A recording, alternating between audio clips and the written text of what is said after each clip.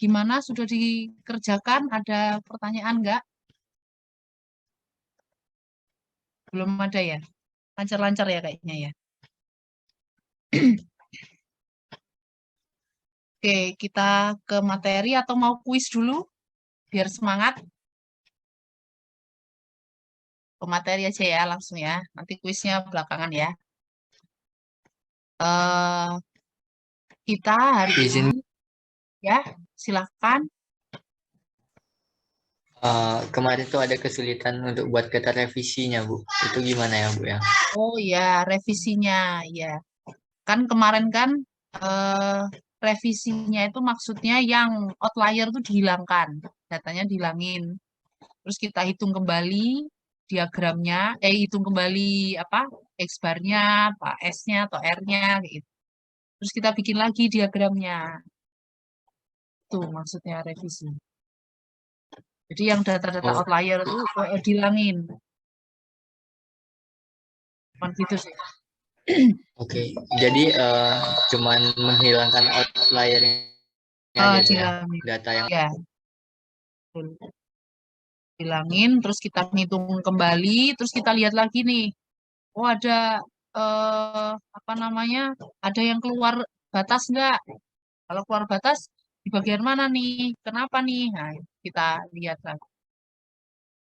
Ternyata misalkan hasilnya udah nggak ada yang keluar batas nih, semua ada sudah masuk di batas kendali. Oh berarti proses sudah di dalam kendali. Kalau udah proses dalam kendali, sudah lanjut. Nah, nanti kapan periode, kapan lagi waktunya inspeksi, waktunya meriksa, observasi, kita lihat lagi. Kalau ada outlier lagi, kita apa namanya cari lagi. Kenapa kok ada outlier nih? Setelah masalahnya diatasi, kita bikin lagi diagram kendali. Yang data outlier tadi udah dibuang, bikin lagi, dilihat lagi, kayak gitu. Itu Mas siapa tadi? Rizky. Siapa? Oke, baik. Eh, Terima kasih, Bu. Mas Raditya ya. Ya. Oke. Sekarang pertemuan ini kita akan membahas data atribut. Kemarin kan kita pakai data variabel nih untuk data kontinu. Nah, sekarang hari ini kita akan apa namanya membahas tentang data diskrit. Data diskrit ya. Datanya bulat-bulat, bukan hasil pengukuran. Di data diskrit ini ada dua nanti, ada dua tipe. Jumlah unit cacat sama jumlah cacat per unit. Data defektif sama data defek. Yang ini jumlah unit cacat. Misalkan apa namanya kaos, misalkan ya produksi kaos. Oh bolong nih, bolong. Jadi kan satu kaos tuh cacat nih. Udah buang. Catat ya, catat. Yang cacatnya berapa gitu kan. Nah, kalau jumlah cacat per unit ini misalkan industri pesawat terbang ya, pesawat terbang. Baling-balingnya rusak atau radarnya rusak. Nah, dalam satu unit pesawat ada cacatnya per unit itu ada berapa? Itu yang dimaksud data defect. Satunya bulat, cacat seluruhnya buang ya, catat gitu kan. Nah, yang satunya yang data defect, cacat dalam satu unit. Misalkan komputer, komputer itu satu unit komputer ya, satu unit PC. Nah, dalamnya tuh cacatnya ada berapa? Apa namanya?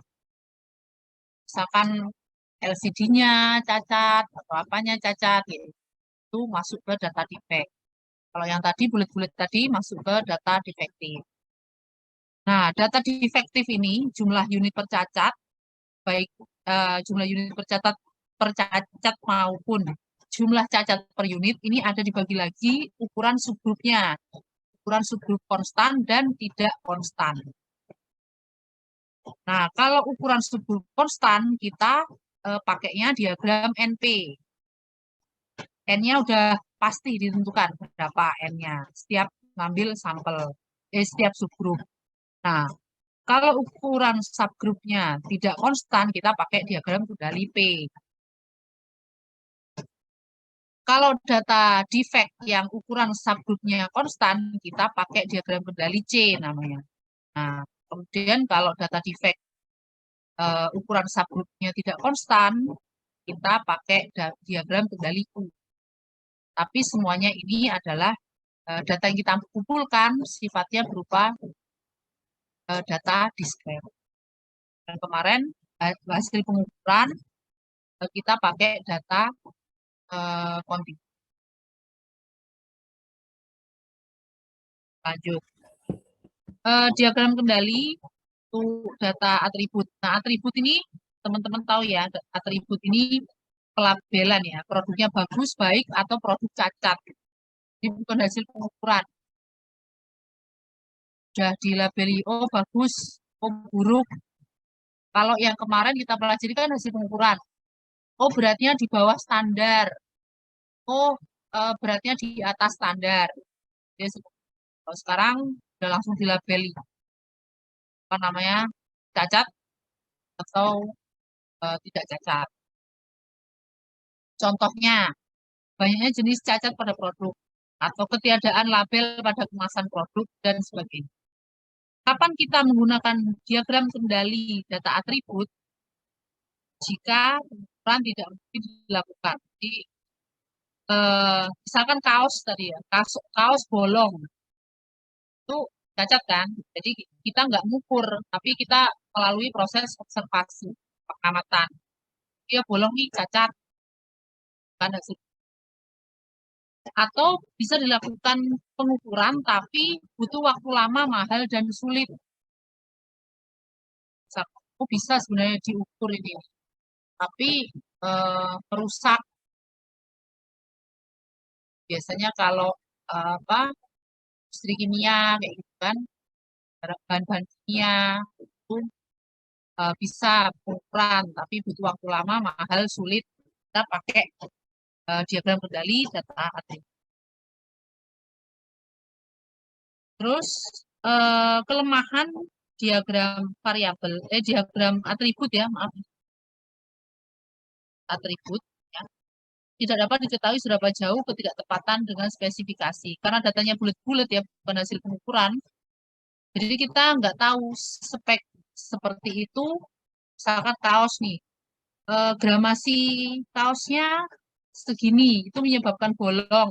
Itu kita nggak ngerti, nggak, karena bukan hasil pengukuran. Kalau pengukuran bisa dilakukan spesifikasinya seberapa bisa kita ukur. Jadi dan spek segini hasilnya seperti ini.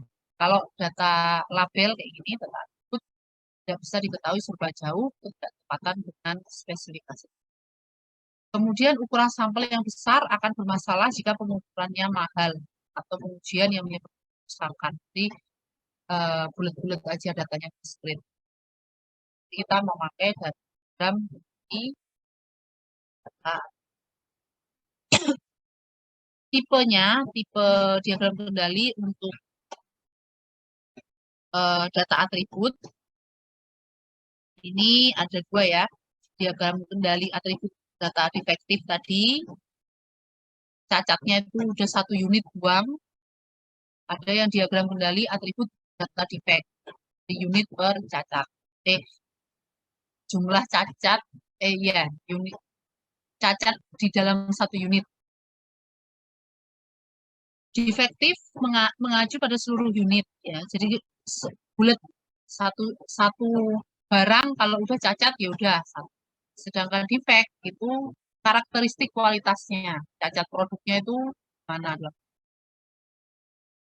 Misalnya ya, kalau defect tadi ya kaos bolong udah itu satu produk cacat. Tapi kalau data defect itu misalkan karpet nih, karpet per meter persegi kita lihat ada bercaknya enggak atau ada bolongnya enggak. Nah, jadi diukur per satuan unit per meter persegi. Oh, ada bolong nih 1 meter, ada bercak apa, atau yang pesawat tadi, mana yang dalam satu pesawat yang rusak berapa, apa onderdilnya yang rusak berapa. Kemudian untuk diagram kendali atribut untuk defektif tadi dasarnya pakai distribusi binomial yang data defect distribusi. Jenisnya juga beda ya. Efektif itu jenis diagramnya kita pakai diagram P dan diagram NP. Good data defect kita pakai diagram C dan diagram. Kita ke diagram kendali P. Diagram P merupakan diagram kontrol dari bagian yang tidak memenuhi syarat, bukan proporsi cacat keseluruhan. Jadi kita hitung proporsi cacat dalam setiap sampel. Kita hitung proporsinya, rumusnya X per N.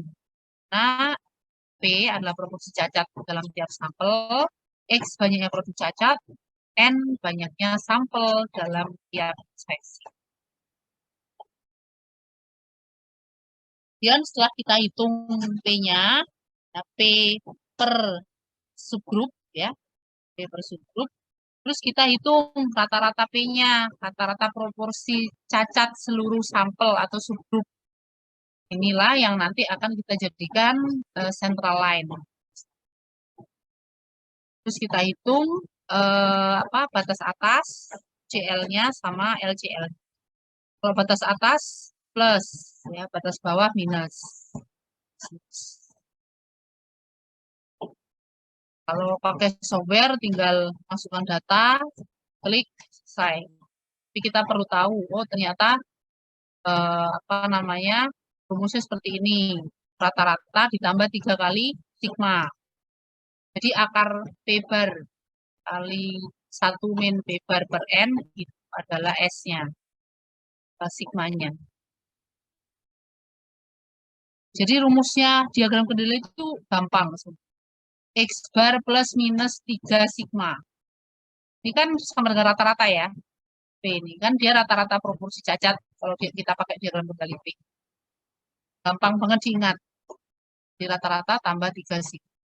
Karena dia gambarnya diagram normal, ya Pak, diagram distribusi normal, yang sebelah kiri itu minus 3 sigma, yang sebelah kanan plus 3 sigma. Jadi sudah mengingatnya. P tadi proporsi cacat ya, setiap subgrup di dalam. Jadi kita cari rata-ratanya, kemudian kita cari sigmanya, standar deviasinya, kemudian kita hitung upper control limit, diagram kendali P, kemudian lower control limit, diagram kendali P.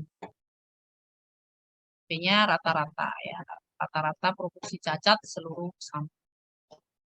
Jadi kalau praktek lebih paham lagi. Persiapan membuat diagram kendali P. Jadi teman-teman menentukan tujuannya dulu. Peta P itu dibuat untuk mengendalikan bagian defektif ya. Tadi datanya defektif. Kemudian sampelnya nanti bervariasi. Kalau sampelnya konstan, itu kita pakai NP, diagram kendali NP. Kalau sampelnya bervariasi, dalam setiap subgrup itu size sampelnya itu macam-macam. Kadang minggu pertama kita ngambil sampel 3, minggu berikutnya ngambil sampel 5, minggu berikutnya 10, ya tergantung proses produksi. Nah, itu kita pakai diagram kendali P. Tapi kalau sama dalam setiap inspeksi, setiap pengamatan itu kita ngambil dalam satu subgrup kita ngambil 10 semua. Nah, berarti kita pakai diagram kendali NP. Kemudian sudah menentukan tujuannya, mau bagian defektif yang mana yang mau kita gambar, nanti di diagram kendali, kemudian kita menentukan subgrupnya. Nah, penentuan ukuran subgrup ini, kita sebenarnya perlu mengadakan penelitian pendahuluan. Jadi, penetapannya itu nggak asal. Kayak kita mau bikin survei atau sensus gitu ya. Kita lakukan percobaan pendahuluan. Berapa sih optimal sampel untuk mendapatkan diagram kontrol yang baik, yang apa namanya menggambarkan seluruh kondisi proses produksi. Sama kayak gitu. Jadi kita melakukan percobaan pendahuluan. Tapi kalaupun enggak ya, misalkan keterbatasan biaya ya sudah dirapatkan dalam rapat di perusahaan, nggak usah banyak-banyak lah, ambil aja segini karena biayanya nggak cukup. Ya udah berarti subgrupnya size sampelnya sudah ditentukan oleh perusahaan segini.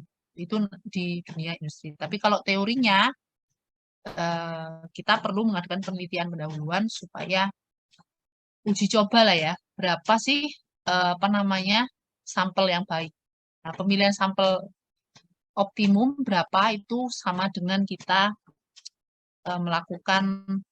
menghitung ukuran sampel ya, ukuran sampel size yang teman-teman dapatkan di metode statistik ya, metode statistik apa StatMat ya. Nah, itu kan ada cara menghitung berapa sampel optimum itu dapat. Terus setelah kita menentukan subgrup, kita kelompokkan datanya dikelompokin sesuai urutan produksi. Kalau produksinya itu continue, ya produksi nih tiap hari melakukan proses produksi. Nah, kita urutkan, dikelompokkan sesuai urutan produksi. Tapi kalau proses produksinya hanya berdasarkan pesanan, ini untuk job order, maka kapan jadwal produksinya kita ambil sampel, dikelompokkan datanya, kemudian diurutkan. Sudah sesuai jadwal, kita bikin jadwal dan mengelompokkan data, kemudian kita ngumpulin datanya, ambil data. Sesuai tadi kesepakatan dari perusahaan, mau sampel bervariasi, sampel tetap. Tuh. Kemudian kita menentukan harga, kita hitung P dan limit kontrol. Setelah dihitung P per subgroup, kita plot titik-titik P dan gambar batas kendalinya di scatter plot. Kemudian kalau sudah digambar, kita lihat nih ada nggak datanya yang keluar batas. Kalau misalkan ada yang keluar batas, kita lihat kenapa nih keluar batas nih, apa sebabnya, di bagian proses produksi yang mana yang keluar batas. Kalau sudah ketemu kita catat ya sebab-sebabnya, mau pakai diagram tadi, fishbone tadi, boleh. Sudah. Kemudian setelah kita menemukan penyebabnya, yang outlier tadi kita buang, kemudian kita lakukan perhitungan lagi, bikin lagi diagram kendalinya. Oh, ternyata proses produksi sudah berjalan bagus nih, berarti penyakitnya udah dihilangin, penyakitnya udah diatasi, gitu ya. Sudah. Terus kita ambil lagi inspeksi lagi di waktu yang lain, misalkan lihat lagi proses produksinya, kita gambar lagi di diagram. Nanti kalau sesuai berjalan lancar, nanti ada lagi batas spesifikasi yang ditetapkan oleh perusahaan, nanti ada lagi. Yang sekarang kita pelajari adalah diagram kendali yang sesuai dengan distribusi normal. Kemudian itu tadi yang P ya. Kalau yang NP sebenarnya sama, tinggal ditambahkan N ya, NP. Diagram NP. Dia menunjukkan jumlah cacat dalam suatu populasi sama. Tapi digunakan untuk yang N-nya tetap. Diagram kendali NP lebih mudah dalam perhitungan karena hasil inspeksi bisa langsung dipetakan tanpa dilakukan proses perhitungan sebelumnya. Karena N-nya sama, jadi nggak perlu kita apa namanya, memikirkan berapa sampel optimum apa segala macam udah ditetapkan. 10 semua nih. Kalau yang P tadi karena N-nya bervariasi itu kan berapa yang optimal untuk proses produksi hari ini, misalkan karyawan yang datang dikit nih. Karyawan yang datang dikit atau mesinnya yang digunakan cuma 2. Nggak mungkin kita ngambil sampel di hari lain yang mesin yang bekerjanya lebih dari 2. Itu berbeda kan ya. Nah, apa namanya, proses produksinya, volumenya nggak sama setiap hari. N-nya pasti berbeda. Nah, kalau continue sama homogen, tapi kita ingin tahu mana sih proses produksinya, apakah sudah sesuai batas apa sesuai teori apa enggak, sesuai dalam batas kendali apa enggak, nah, kita pakai N yang sama aja. Sampai di sini gimana adik-adik? Ada pertanyaan?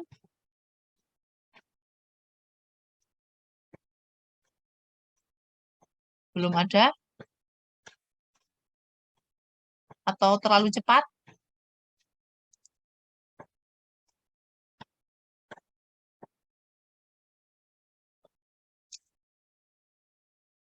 Gimana? Oh, agak terlalu cepat ya. Oke, yang diulang yang mana, Mas? Diulang. Kita ulang. Yang kurang paham yang sebelah mana nih? Sebelum ke diagram mana? C sama U. Diagram kendali P, Bu. Yang P.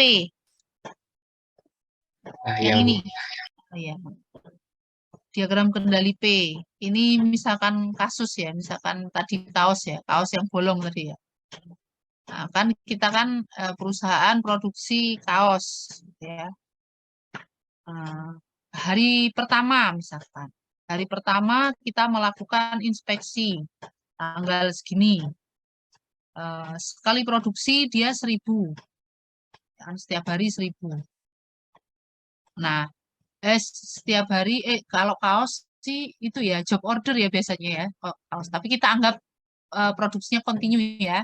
Kita anggap produksinya setiap hari menghasilkan 1.000 nih. Nah,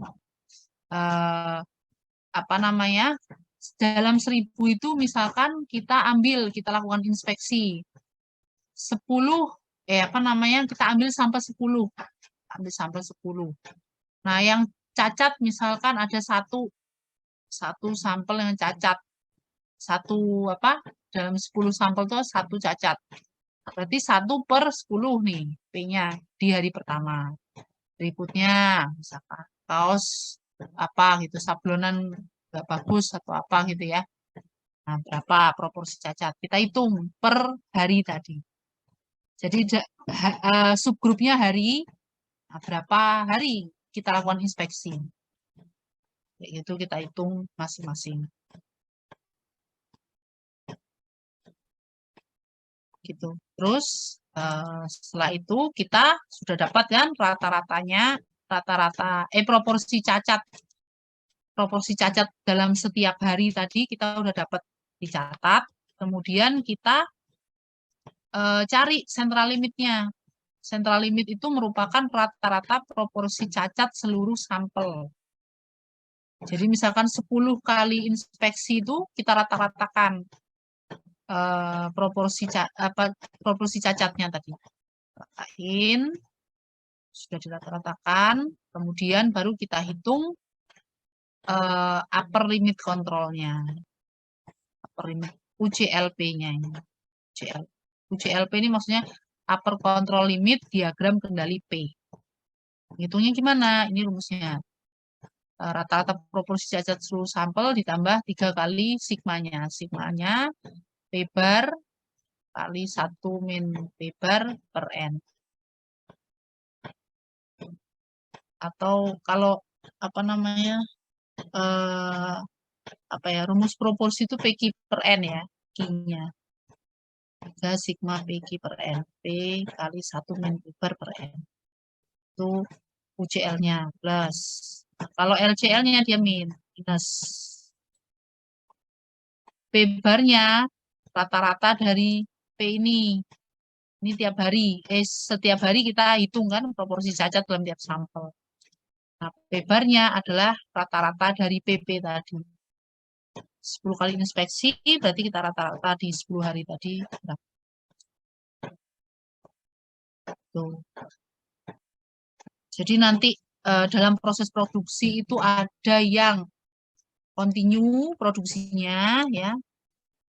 Produksinya continue, tiap hari produksi. Misalkan bikin tempe, produksi tempe, tiap hari produksi tempe. 1000. Atau job order, misalkan bikin gamis, atau bikin topi, atau bikin celana, kayak gitu.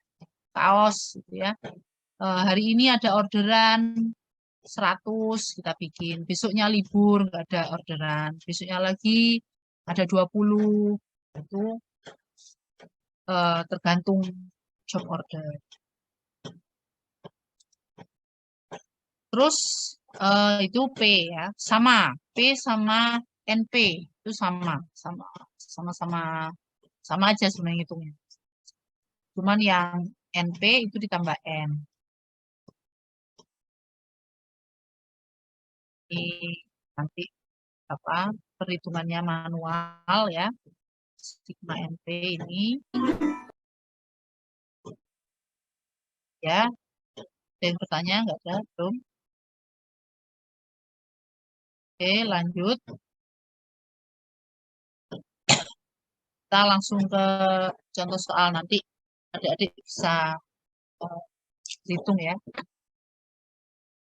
Ada perusahaan X, dia ingin membuat diagram pengendali untuk periode datang. Dia melakukan inspeksi observasi sebanyak 13 kali. Dan ukuran sampelnya masing-masing 50. Sama. Cocoknya pakai P apa NP?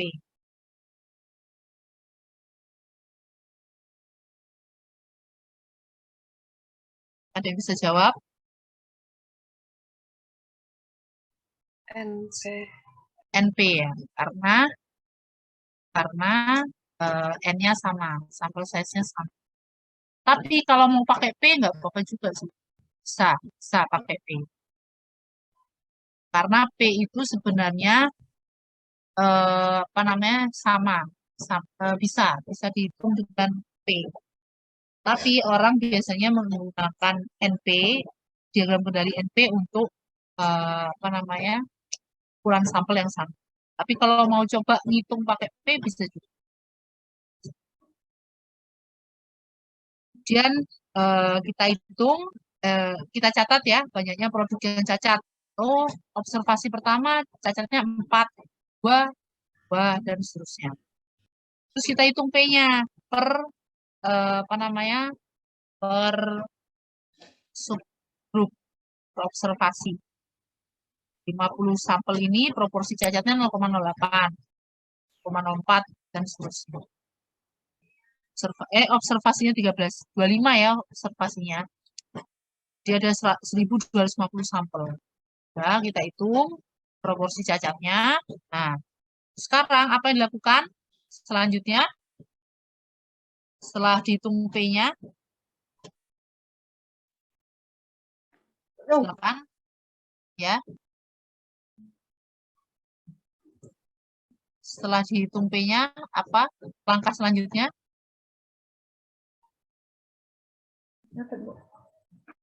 Menghitung batas kontrol, batas atas, batas bawah ya. Kan udah dapet P nih. Nah, sekarang kita hitung upper central limit. Central limitnya, garis tengahnya dulu kita hitung. Garis tengah limit itu, central limit itu apa sih? Dia rata-rata dari proporsi cacat ini. Kan dia P bar central limitnya. Jadi rata-ratakan. Setelah dapat central limit, baru kita ngitung upper limit sama lower, batas atas sama batas bawah. Nah, setelah dapat batas atas, batas bawah, garis tengah, apa yang selanjutnya dilakukan? Kita ngeplot ya, diplot titik-titik P ini diplot masing-masing ini ke diagram, diplot. Terus dilihat apa namanya, apakah dia berada di luar batas tempat. Oke, silahkan adik-adik menghitung berapa rata-rata proporsi cacat ini. P-bar-nya berapa? Silakan ditunggu 1 menit bisa ya.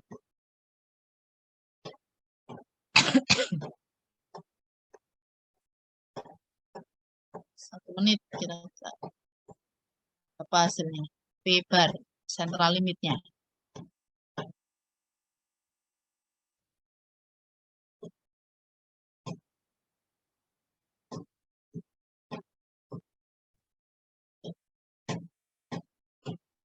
Silahkan. Kalkulator.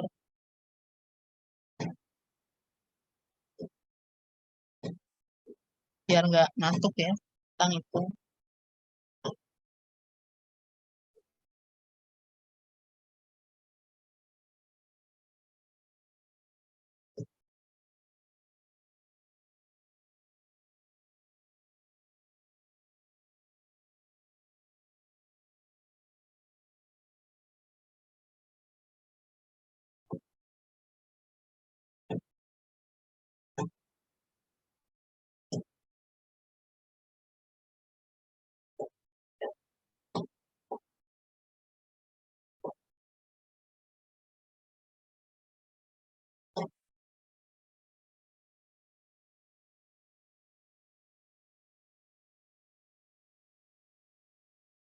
Yang sudah dapat? Belum ya?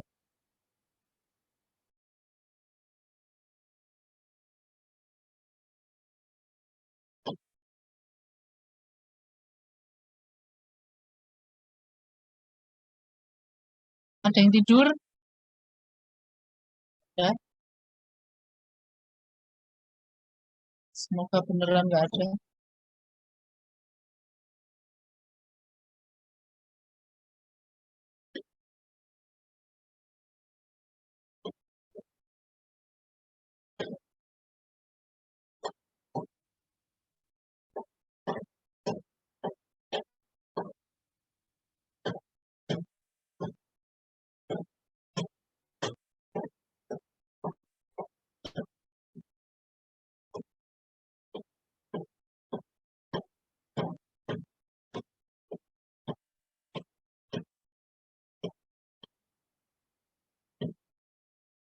Sudah dapat?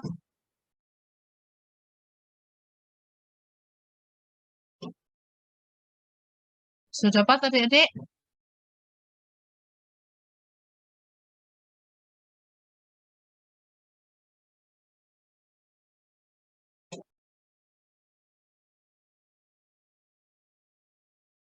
Mana?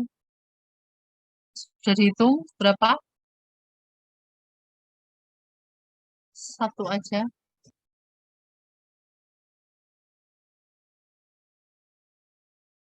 Mas Febri, ada nggak? Mas Febri. Ada, Bu. Ya, sudah hitung nggak? Nggak tahu yang dihitungin mana ya, Bu? Hah?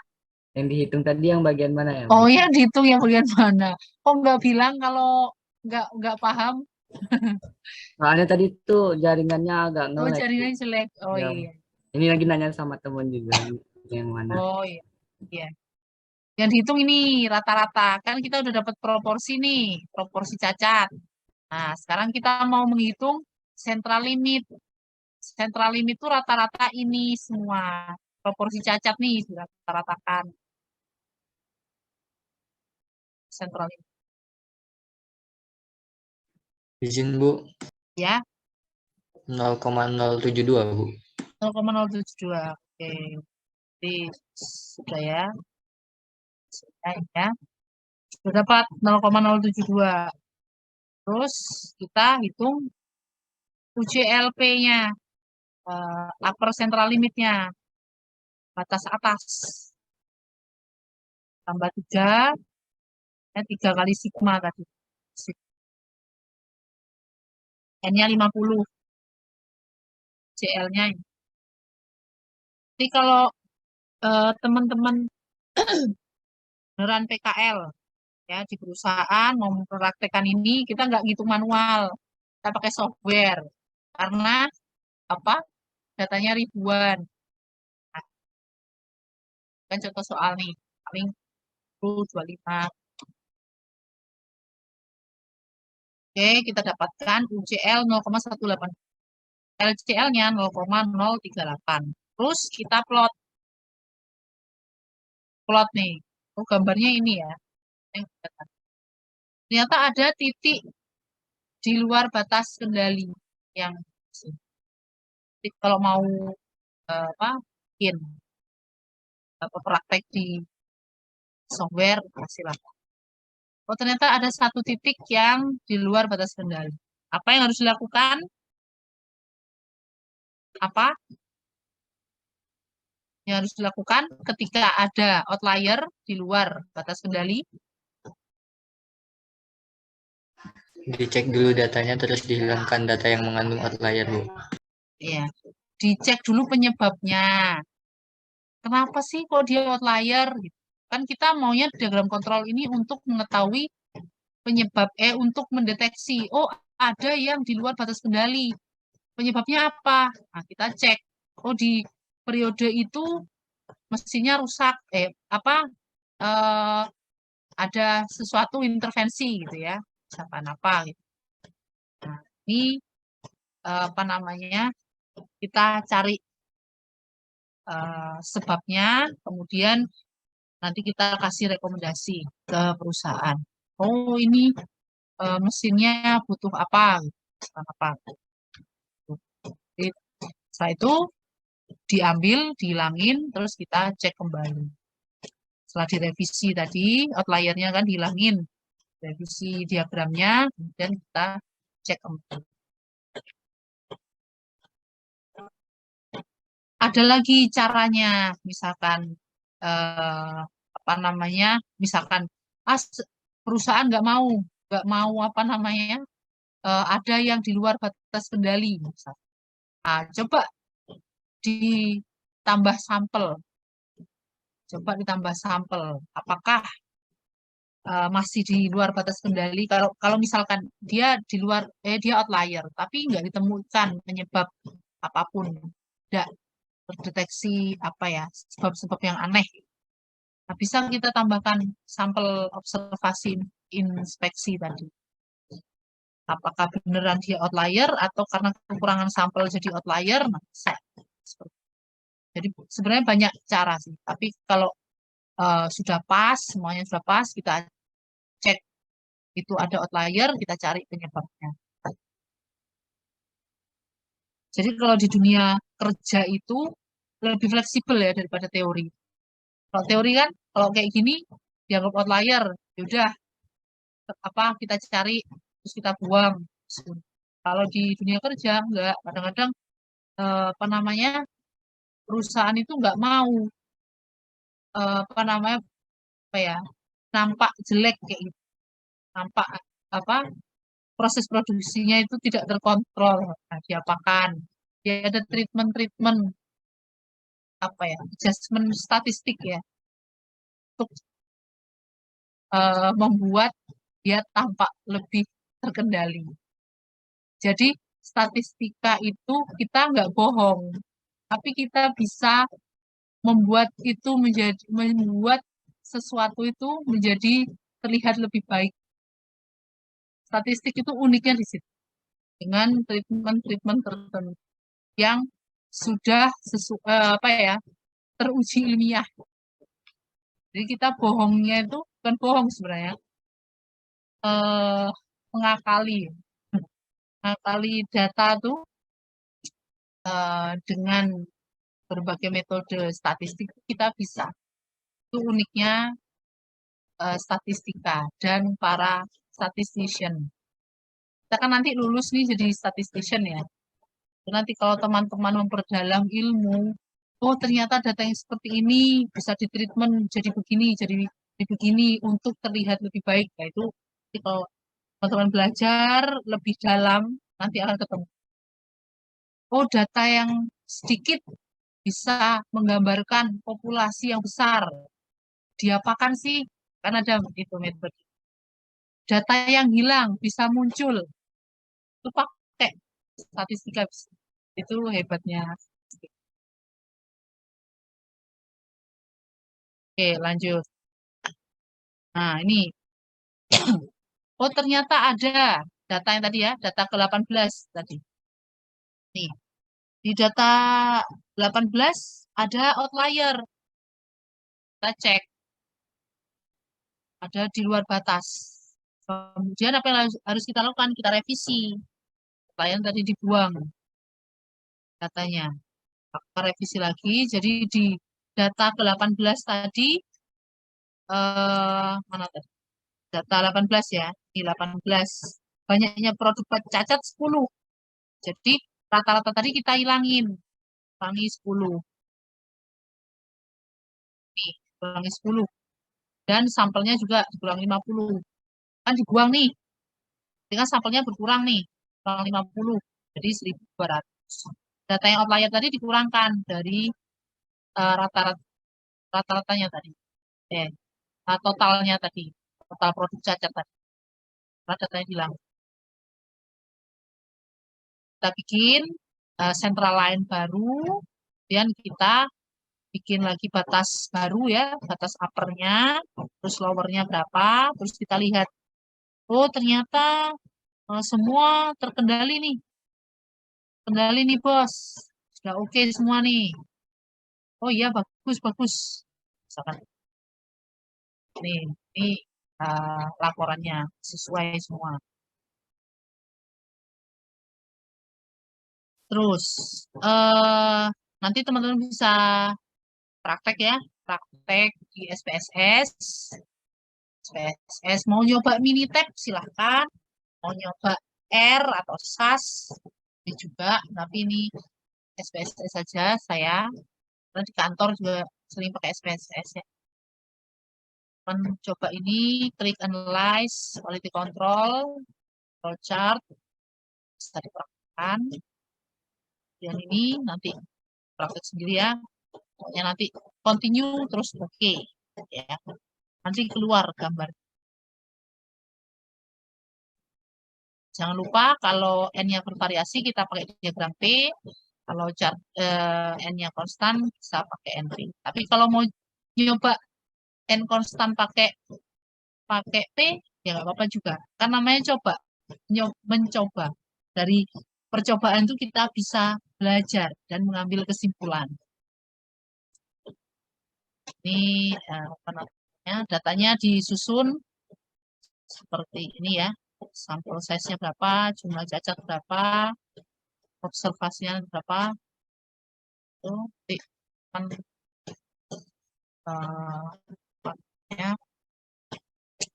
praktek.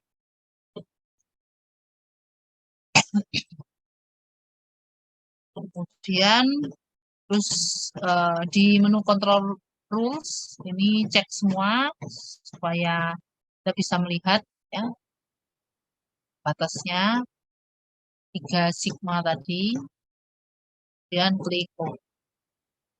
Itu untuk data defektif.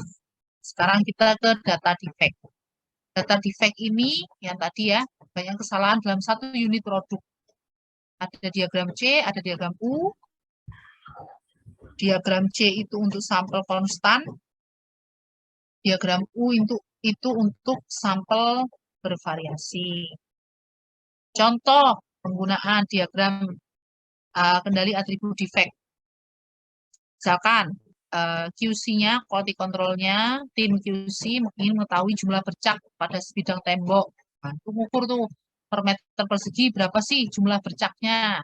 Kan maunya mulus tuh. Ada bercak.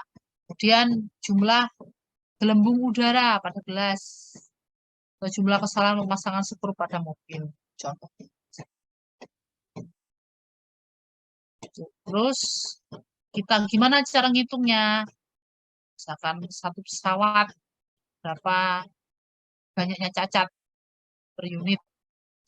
Kita cari C-bar-nya. C-bar itu sentral limitnya ya. Pertama kita harus nyari sentral limit diagram. Kalau mau bikin diagram dari apapun. CI per M, sigma CI, I dari 1 sampai M, banyaknya cacat per unit sebagai sampel tiap observasi, dibagi banyaknya observasi. Kemudian 3 kali C-bar, UCL-nya. Setelah kita hitung CL, kita ke upper dan lower, plus minus. Oke. Terus yang U sekarang. Oke. Ini apa? Diagram U itu menunjukkan banyak cacat, jumlah defek per unit dalam subgrup. Diagram U merupakan modifikasi dari diagram C. Sama aja sebenarnya. Cuma dia modifikasi.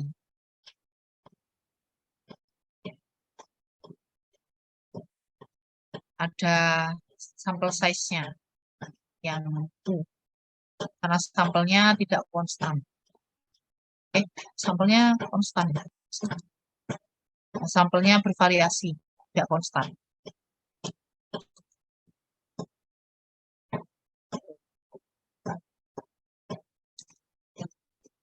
Nah, ini contoh soal nih. Dari hasil penelitian terhadap beberapa rol kain tekstil selama 15 hari, diperoleh data jumlah cacat per rol. Rol 1 jumlah cacatnya 7, rol 2 6 dan seterusnya. Silakan teman-teman menghitung sentral limitnya. Jadi pakai ini ya. Oh, kita lanjut aja lah. Ini yang U ya. Kita pakai rumus U. sorry. C, yang ini. Banyak cacat per unit sebagai sampel tiap observasi. Nah, ini.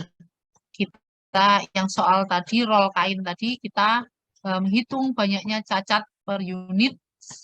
Banyaknya cacat per unit sebagai sampel tiap observasi. C-bar-nya. Kita hitung C-bar-nya. Jadi 108 dibagi 15. 108 dibagi 15. Silakan apa? Sentral limitnya.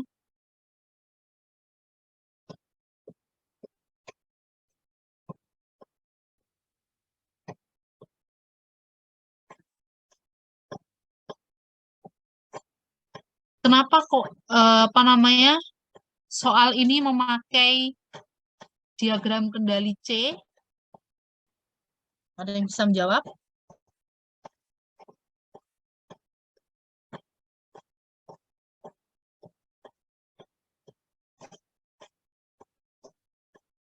Nggak tahu ya. Belum paham ya yang C sama U. Gimana Adik? Yang C sama U? Oh, sudah tidur?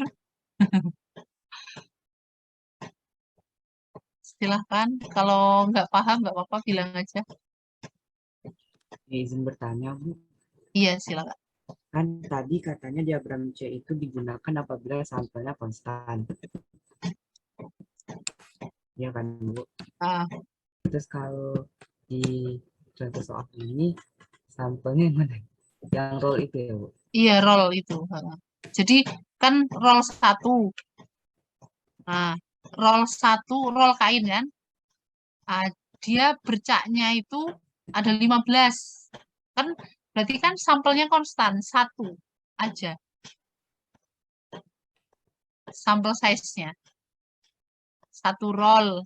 1 roll itu kan 1 roll misalkan berapa meter ya kain 1 roll.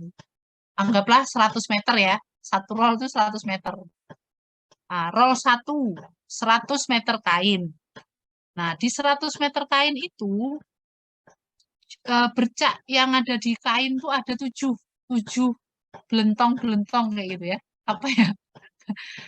7 bercak. Nah, 7 bercak nih. Roll 1 100 meter. Roll 2 100 meter kan? Satu roll kan 100 meter nih. Bercaknya ada 6. Semuanya ini 100 meter. Ya kan? Satu roll karena 100 meter. Berarti kan sampelnya konstan nih. 100 meter semuanya. Nah, itulah kenapa kita pakai diagram kendali C. Gimana? Adik-adik, apa bisa dipahami? Siapa yang tadi yang nanya? Gimana, Mas? Masih bingung? Sedikit. Kenapa kok sampel konstan gitu ya? Iya enggak? Ya Bu, karena kan kayak rollnya tuh bertambah terus gitu kan Bu, nggak konstan gitu, dari yang awalnya 1 jadi 2 gitu. Oh, ini roll, penamaan roll. Maksudnya roll ke-1, roll kedua, roll ketiga. Nah, kain 1 roll anggaplah 100 meter persegi. Nah, setiap roll ini kan sama nih lebarnya kan, kainnya. Iya kan? Ya Bu. Roll kain. Nah, jadi 100 meter persegi dia, 100 meter persegi. Jadi roll 1 luasnya 100 meter persegi. Nah, di 100 meter persegi itu ada 7 bercak. Jadi yang dihitung cacat dalam 1 unit tadi. 1 roll. Itu unitnya adalah roll. Sama kayak pesawat nih. Misalkan kita mau inspeksi. Kita menginspeksi pesawat. Nggak mungkin, kan mahal nih. Masa kita ngambil pesawat 1, rusak LCD-nya, langsung kita buang. Rusak semua. Nggak mungkin kan? Mahal kan? Nah, makanya pakai apa namanya, data atribut. Walaupun bisa diukur. Karena pesawat tadi mahal. Jadi kita hitung kerusakan dalam 1 unit pesawat tadi berapa. Misalkan 1 unit itu yang rusak remnya, bannya, apa lagi, LCD-nya ya, monitornya rusak. Berarti ada 3 nih, ada 3 kerusakan. Kita catat. Pesawat 1, jumlah defect rusak 3. Terus habis itu kapan lagi inspeksi pesawat 2 yang rusak 8. Itu kita pakai data ini, diagram kontrol, diagram kendali apa nih, C.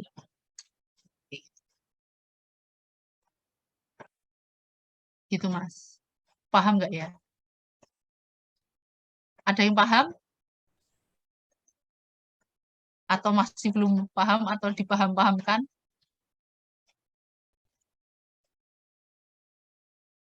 Jadi dia ngitungnya per 1 unit. 1 unit itu dijadikan 1 sampel. Karena dia mahal. Mahal dan kalau misalkan pengukuran ya repot gitu, sulit. Jadi 1 unit, 1 radio, rusak speakernya, rusak murnya hilang, antenanya hilang, ada 3 kerusakan. Kita tulis radio 1, jumlah defect 3. Radio 2, jumlah defect 8 atau 7. Itu yang dimaksud, data seperti itu kita pakai apa namanya, diagram kendali C. Oke? Bingung? Oke Bu. Di oke kan. Kemudian kita hitung central limitnya. Rata-rata defect tadi berapa? Hitung semuanya. Pakai rumus yang ini. Apa sih? Nih. CI per M. Jadi 108 dibagi Berapa tadi? 108 dibagi 15 ya. 15. UCL-nya hasilnya tadi berapa? 108 bagi 15 tadi? 7,2. Oke, 7,2. Nah, 7,2. UCL-nya 7,2 plus 3 kali akar 7,2. LCL-nya 7,2 minus 3 akar 7,2. Sudah itu terus diplot C-nya tadi. Apa? Defek-defek ini diplot di diagram kendali. Bisa ya? Bisa nggak kira-kira? Adik-adik? Bisa lah ya, insya Allah ya. Oh, kok nggak ada yang menyahut bisa?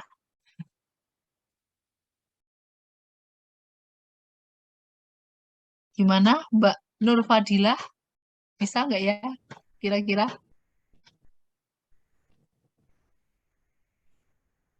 Bisa nggak Mbak? Kira-kira? Menggambar ini? Insya Allah bisa ya. Kalau kalau nggak bisa nanti nanya yang bisa ya. Oke. Itu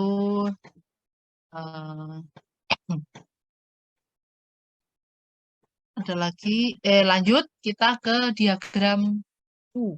Nah, ini kita pakai diagram U. Bentar. Kenapa kok ini ya dipakai diagram U? Oke. Kita ada hasil penelitian terhadap cacat pada produk kain tekstil, ya, misalkan. Nah, pada Januari, tanggal 30 Januari, kita ngambil sampel 110. Cacatnya 120. Ya, C-nya 120, N-nya U-nya 1,091. UCL-nya segini, LCL-nya segini.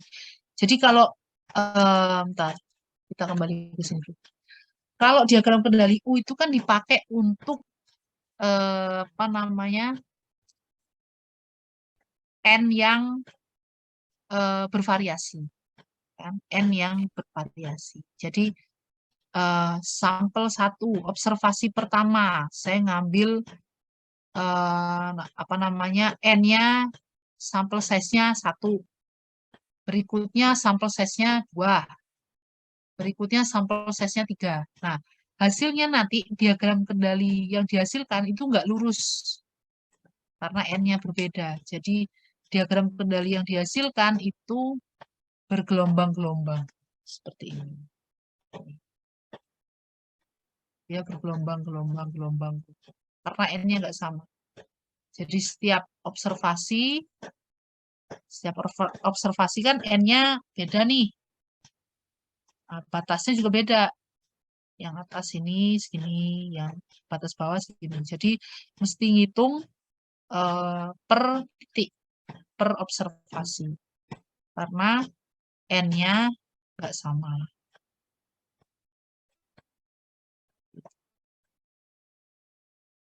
Nanti bisa dicoba ya.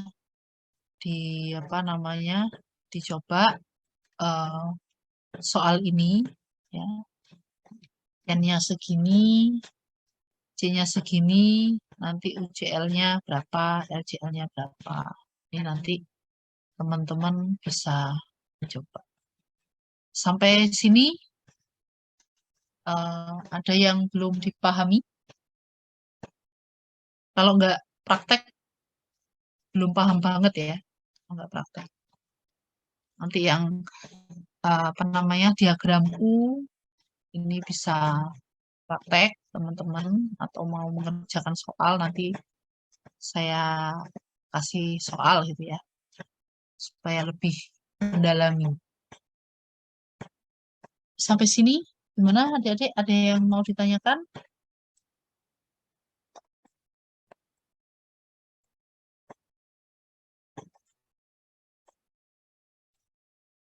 Belum ada?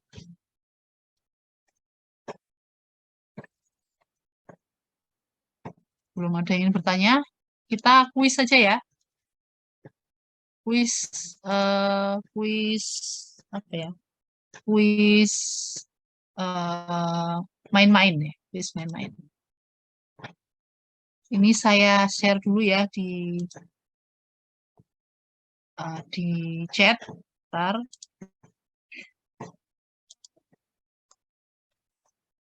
Saya share dulu.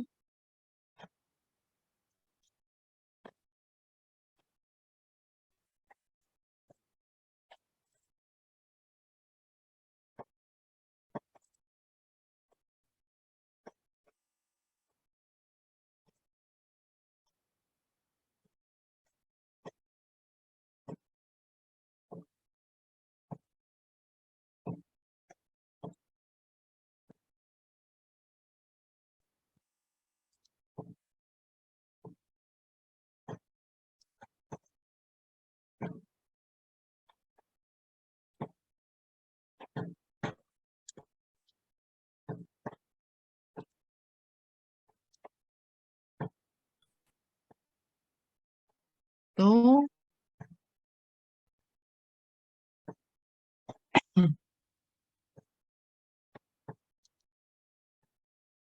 Kemudian untuk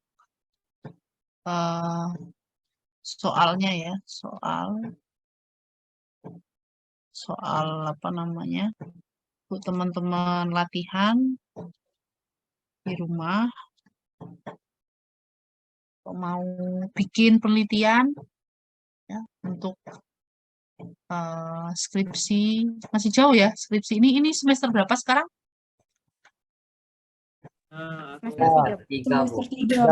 Oh, semester 3. Ada yang mengulang nggak ya kuliah ini? Kuliah apa namanya? Pengendalian kualitas. Nggak ada ya? Enggak ada, Bu. Oh, nggak ada. Alhamdulillah. Berarti mudah ya? Mudah kan ya? Statistik pengendalian kualitas. Nggak serumit statistik matematik ya? Serumit stat.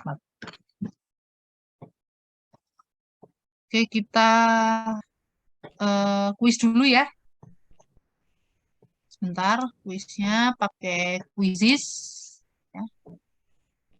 Quizizz. Jadi ada kuis. Kemarin lupa nggak kuis kita soalnya.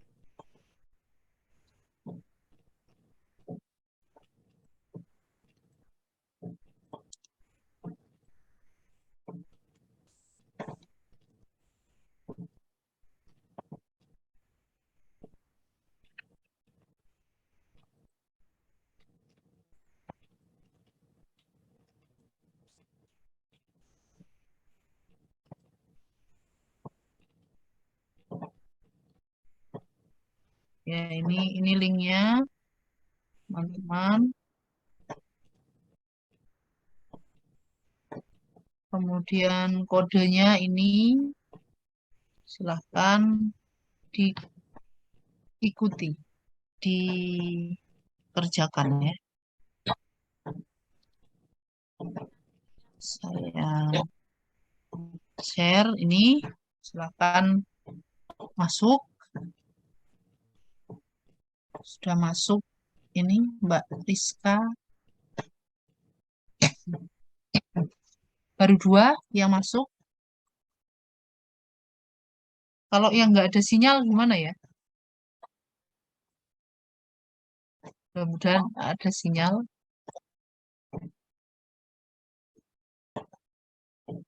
Silahkan bergabung, baru berapa? 10. Ditunggu. Yang lain?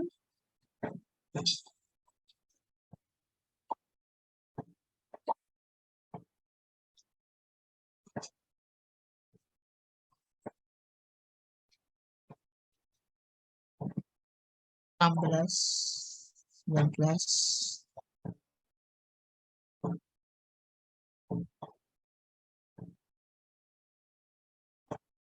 Ini adik-adik nggak ngantuk nih jam segini? Atau biasa begadang ya?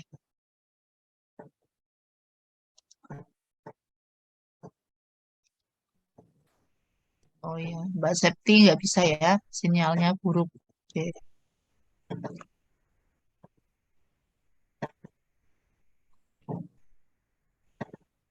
27 pesertanya.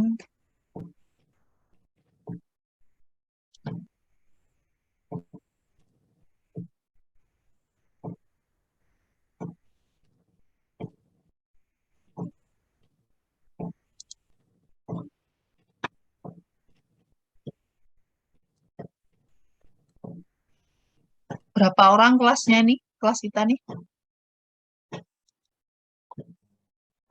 41. Berapa, Mas? 41. 41 ya.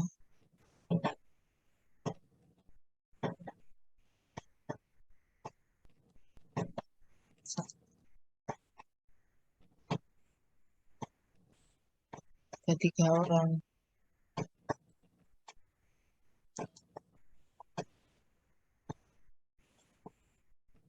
Tadi yang bilang I'm nervous tadi cewek, sekarang cowok saling nervous. Ya, mungkin ada hubungan kali ya. Di nervous. Sudah? Ada yang belum join? Oh, gagal terus join. Oke. Ya udah, nggak apa-apa. Masih nambah lagi? Tuh, Mbak. Di Ambar. Ya. Sudah? 35? Sudah nih? Ada lagi? Tidak ada? Oke. Kita mulai ya. Mulai ya. 35 orang. Berarti ada berapa yang nggak ikut? 6 ya. Oh, ada lagi, nambah lagi. Sudah?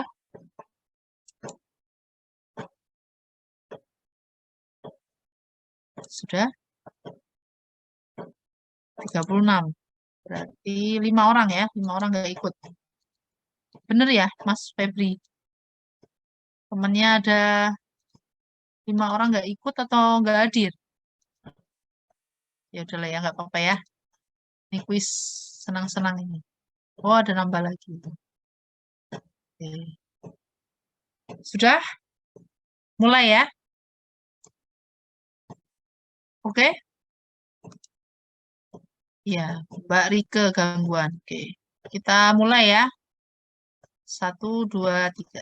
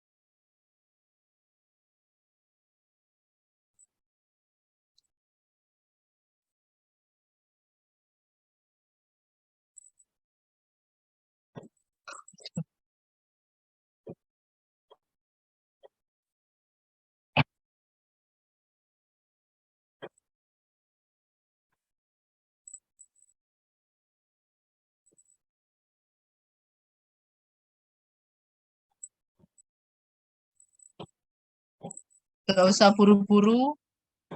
Boleh nyontek.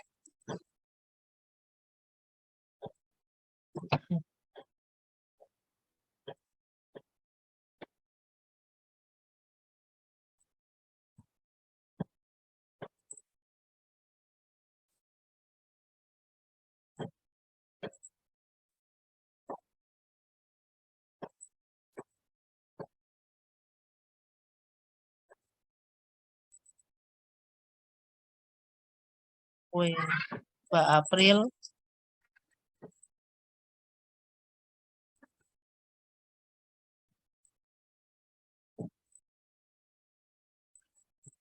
Iya. Hmm.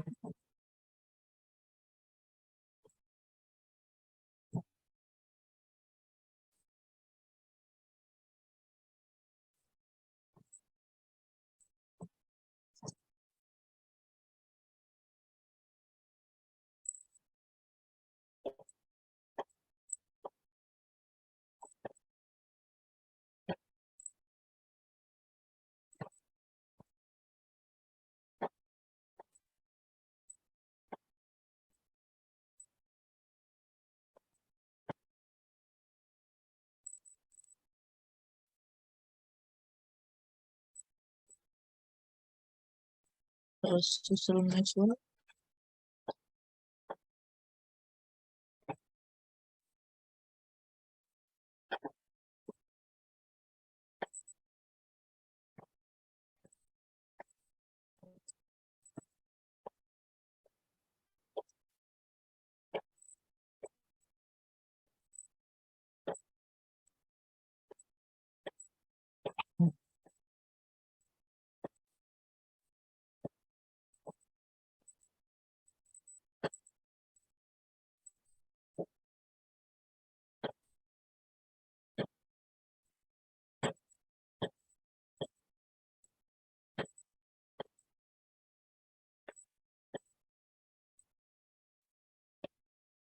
Masih terus berbunyi.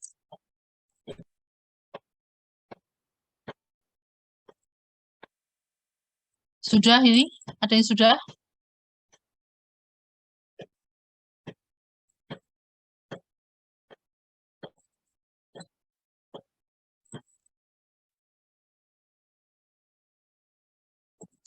Oh, masih 2.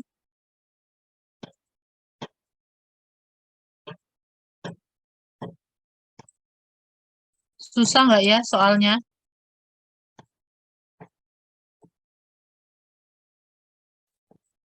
Ayo.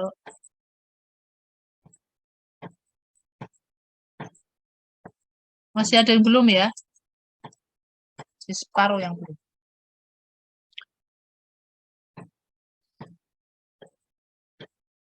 Dua.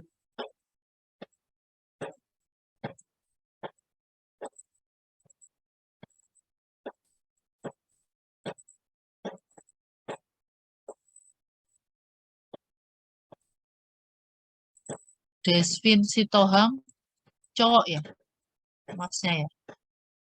Cowok atau cewek?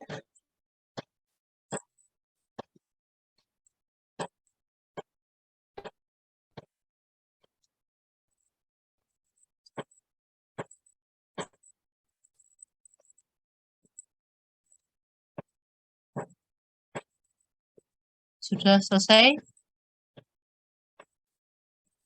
Masih 11 orang yang belum selesai. 11.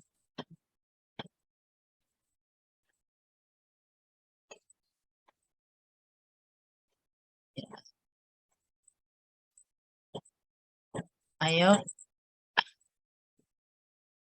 10 orang lagi. Tunggu. Oke.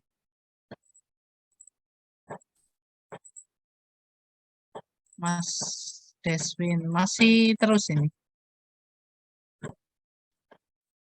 Lanjut terus.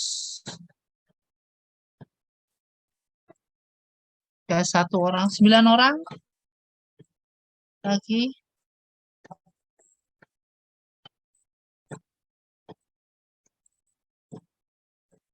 Mas Febri belum selesai ya. Tidak usah dipikirkan terlalu dalam, tinggal dipilih saja.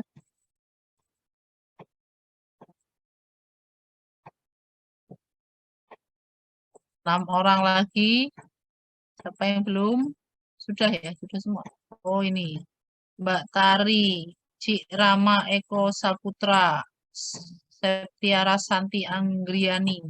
Yuk, silakan.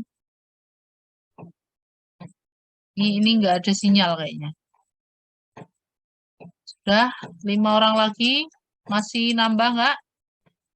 Kalau nggak, kita akhiri. Masih. Oke.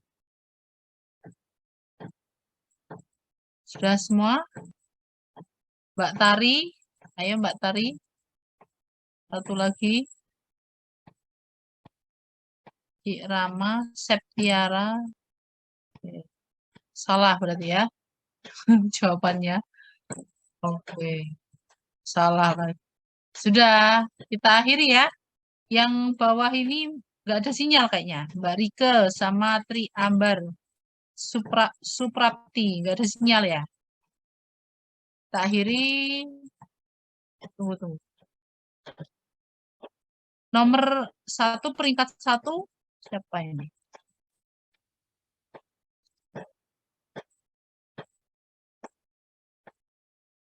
Siapa yang nomor 1? Mas Desvin, Sitohang, Kenny Dwi. Selamat ya ini ya. Nanti kan ada kuis lagi nih. Nanti ada kuis lagi. Nomor 1 terus. Nanti kita kasih hadiah ya. Yang nomor 1 terus.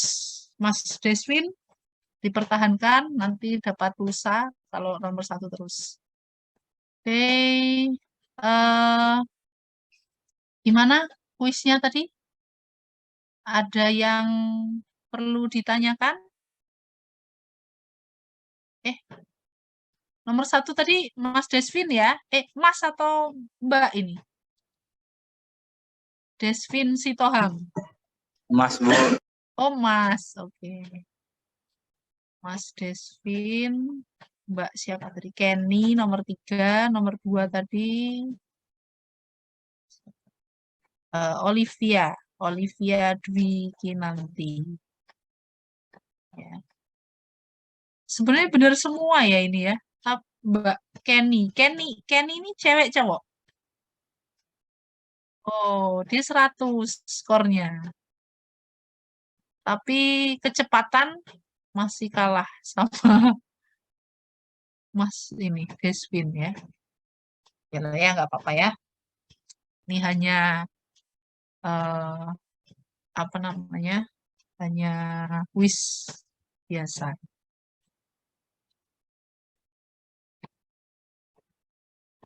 Ini nih nilainya. Yang 100 ya ini Mbak Kenny. Kenny Dwi Lorenza. Bisa 100 gitu ya. Berarti paham ya. Yang salah di mana nih? Pertanyaan apa nih? Yang nggak paham.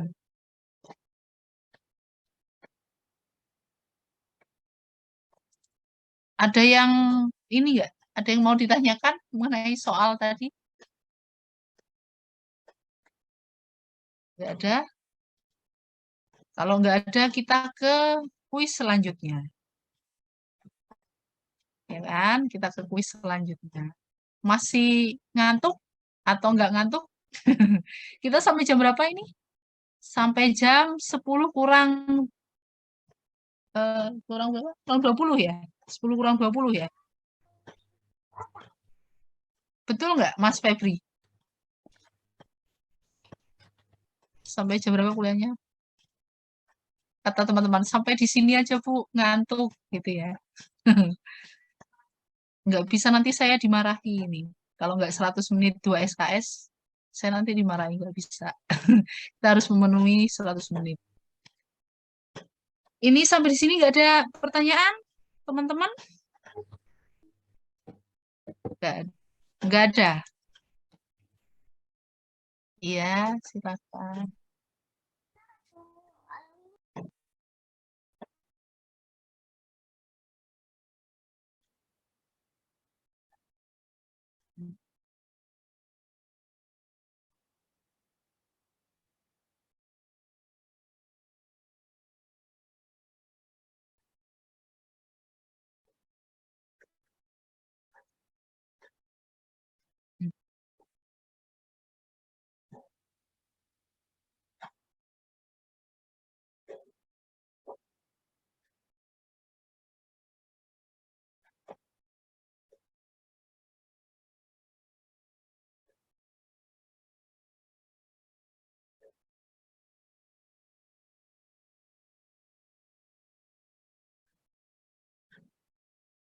Ya, itu kalau secara visualisasi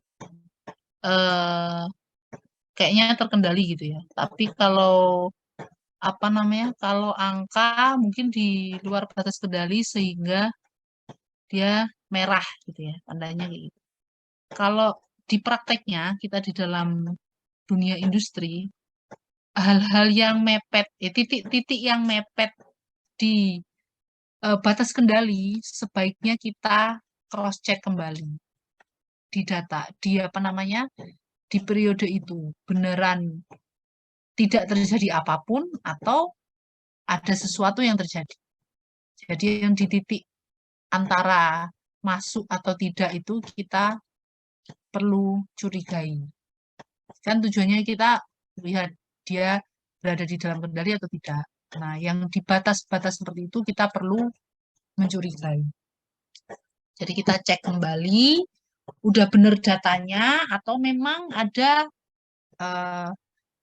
hal-hal yang perlu dilihat, dicari penyebabnya. Apa memang rusak atau memang kenapa gitu kan. Kayak gitu, Mbak. Jadi pada prakteknya kayak gitu.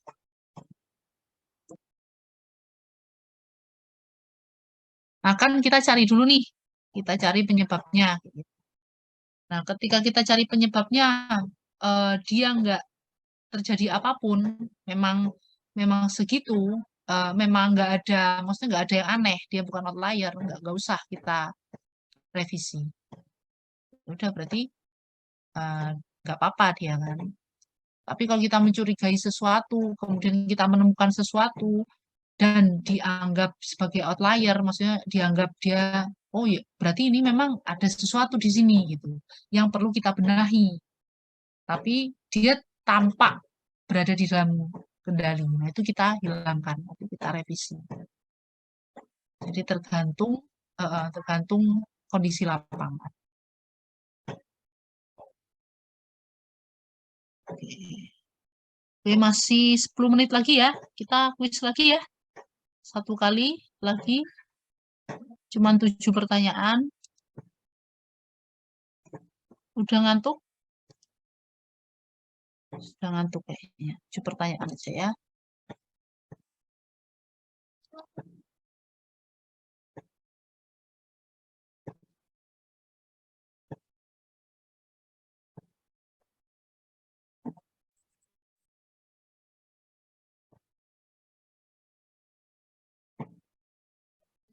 Ini ya.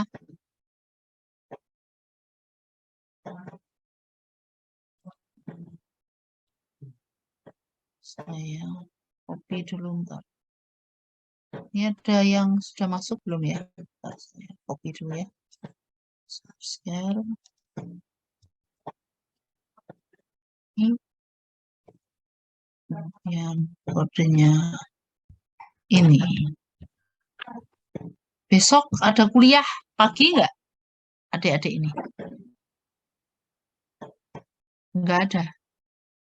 Kalau pagi ada yang ngambil metode statistik. Oh, ada ngambil metode statistik. Ya, mudah-mudahan nggak ngantuk ya. Di sini cepat-cepat tidur. Habis kuis ya. Sudah ini masuk. Share.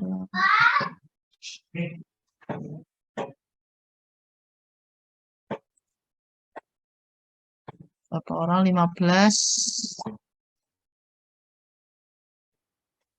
Oke, 8 menit lagi. Ini 1 menit. Ya, satu pertanyaan 1 menit. Boleh lihat PPT ya. Semangat ya, teman-teman. Yang ikut demo berapa orang kemarin? Nggak ikut? Ada yang ikut demo? Hadir. Oh, ikut demo, Mas Radit ya. Kena gas air mata? Enggak. Jadi kasih gas air mata ya kemarin?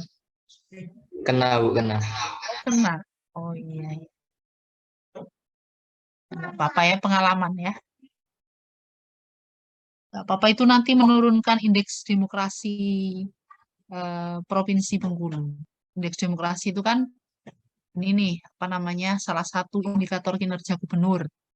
Kalau kebanyakan demo, berarti kan nggak kondusif nih. Nah, itu akan menurunkan indeks demokrasi kita. Ada hubungannya teman-teman kalau demo sama kinerja demokrasi provinsi. Nah, Provinsi Bengkulu. Oke, masih 31. Ada lagi yang nggak bisa ikut?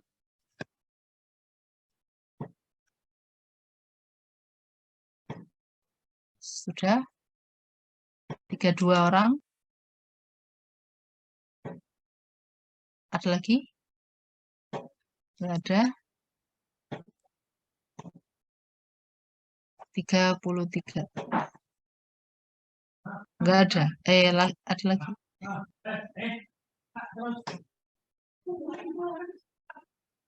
Sudah 34.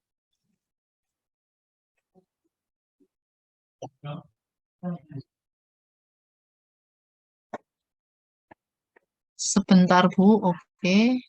Mbak Resi. 35. Mbak Tri Ambar. Mudah-mudahan nggak hilang ya sinyalnya.